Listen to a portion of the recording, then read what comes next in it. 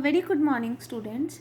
Our next example is 2 seconds after its projection, a projectile is traveling in a direction inclined at an angle 30 degree to the horizontal. Let it be, हम मानते हैं कि O be the point of projection जहाँ से particle को हमने project करा है.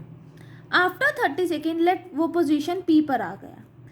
इस पोजीशन P पे it is making an angle 30 degree with the horizontal. तो P से आप टेंजेंट ड्रॉ करोगे टू द हॉरिजॉन्टल, तो आपके पास वो कितना इंक्लाइंड है at an angle of 30 degree.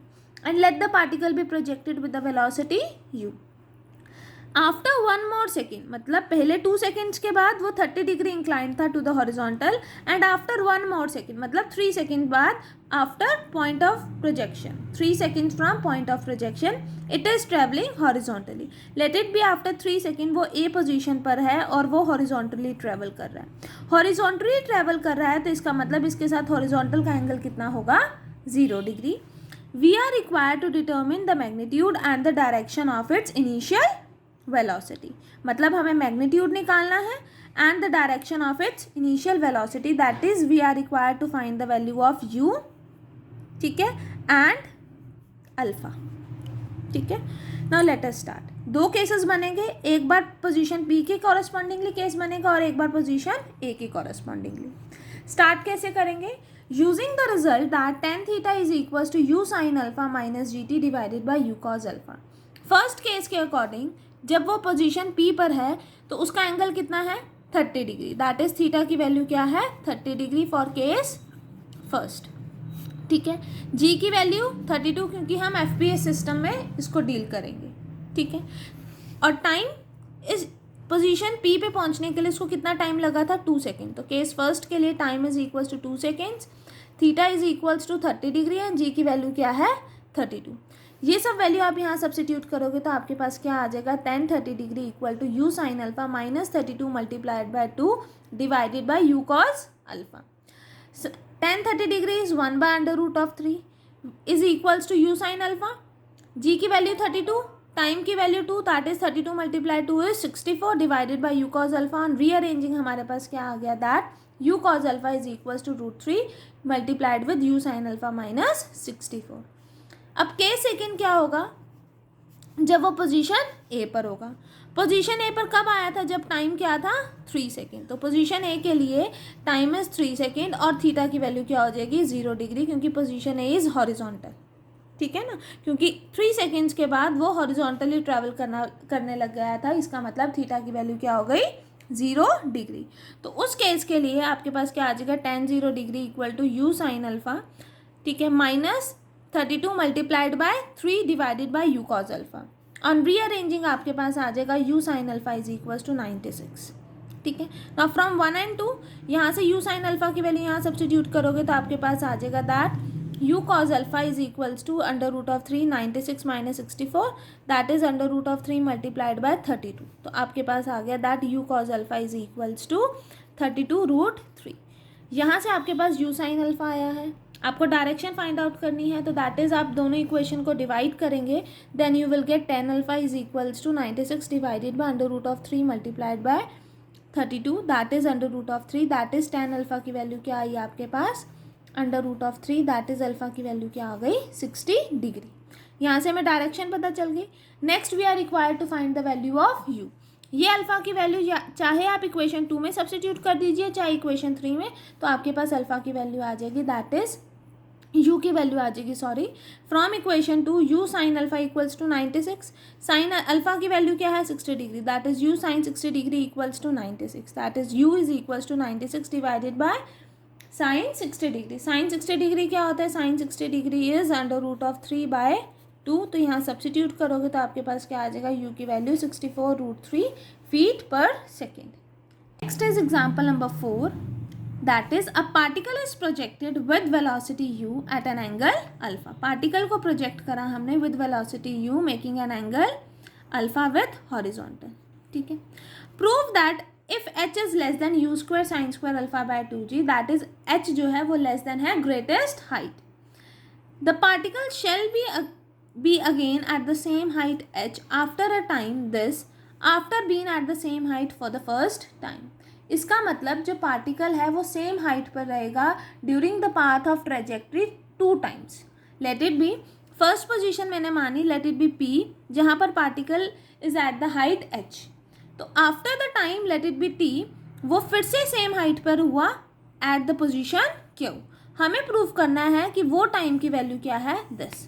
Late it B, इस पोजीशन पर आने के लिए, इस हाइट पर आने के लिए उसको टाइम लगा T1 और इस पोजीशन पर आने के लिए उसको टाइम लगा T2। ठीक है, तो इसका मतलब हमें बताना है कि T2 minus T1 is this. हमें ये प्रूव करना है कि T2 माइनस T1 की वैल्यू क्या है, ये है। तो now let us proceed. As usual let the particle be projected from O with OX and OY as x's. Let it be at the same height h at point P and Q during its motion. Trajectory के path में वो 2 बार same height पर आ रहा है और वो 2 position हमने consider करी, let that be P and Q. Equation of motion से हमें पता है that y is equal to u sine alpha into t minus half g t का स्क्वायर। अब यहाँ पर देखिए तो y की वैल्यू क्या हो गई, h, तो यहाँ पुट करेंगे h is equal to u sine alpha t minus of half g t का square.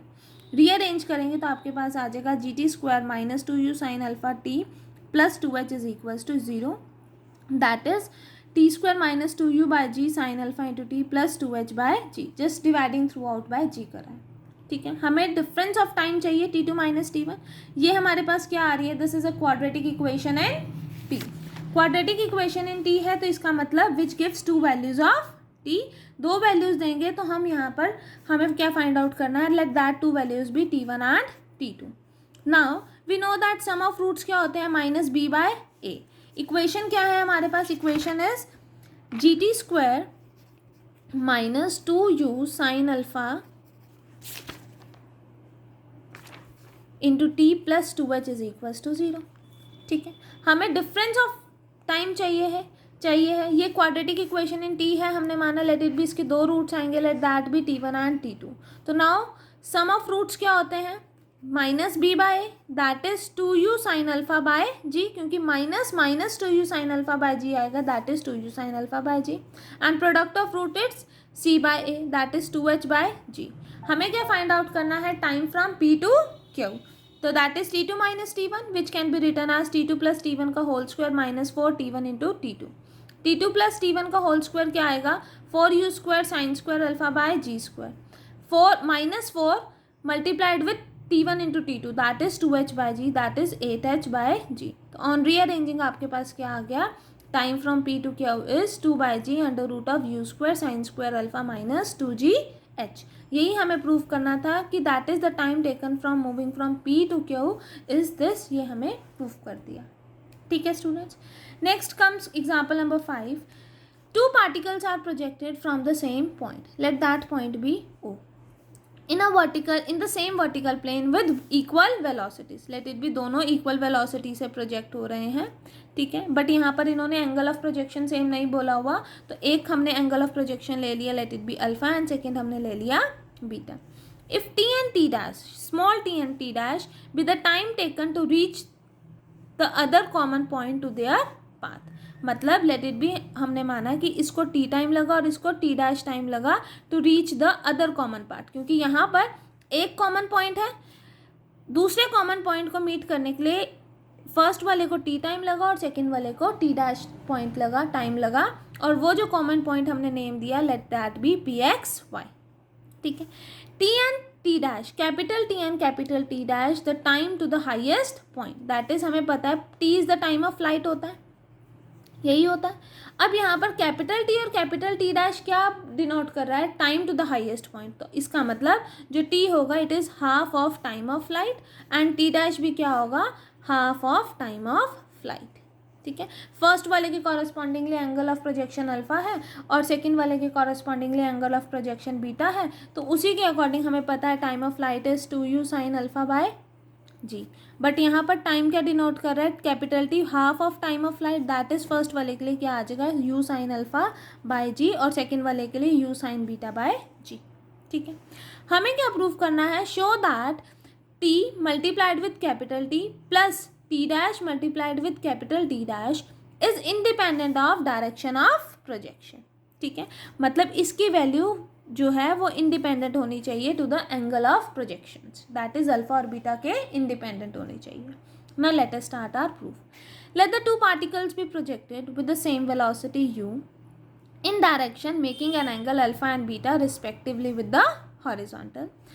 Since capital T and capital T dash are the times for the particle to reach the highest point, तो इसका मतलब जो capital T होगा और capital T dash होगा वो क्या होगा, half of the time of flight. तो first वाले केस के correspondingly capital T की वैल्यू क्या आ गई, u sin alpha by g, and capital T dash की वैल्यू क्या हो गई, u sin beta by g.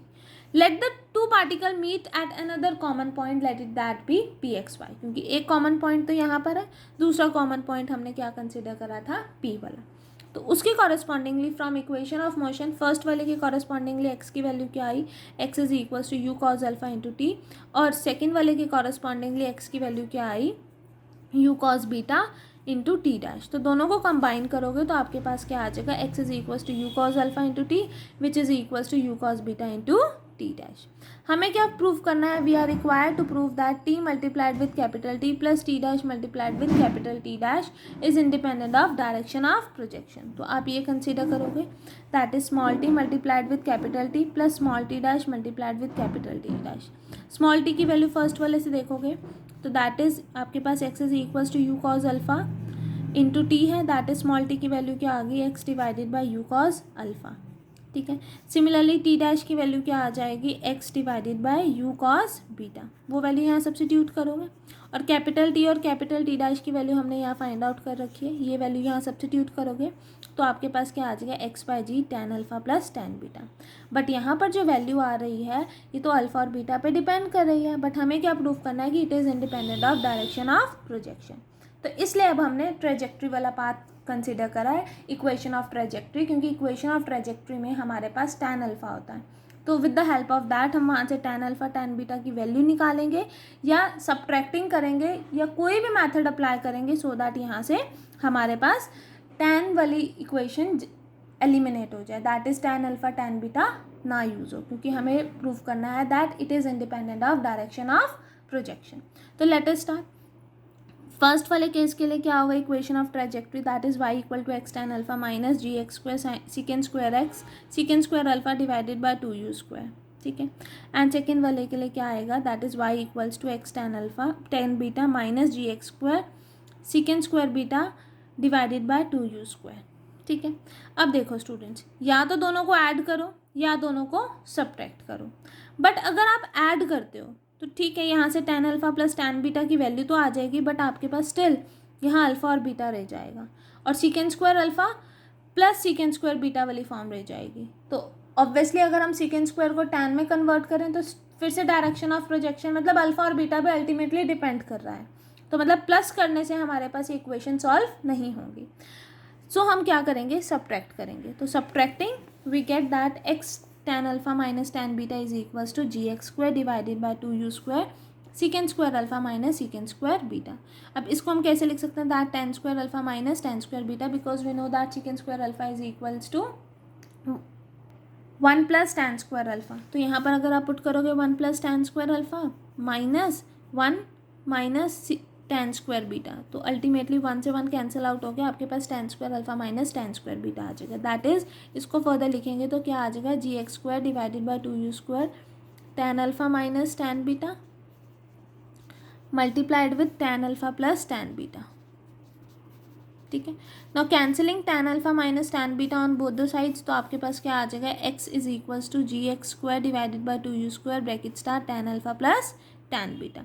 अब यहाँ से आप tan अल्फा tan बीटा की वैल्यू क्या फाइंड आउट कर सकते हैं, that tan alpha plus tan beta is equals to two u square x divided by g x square.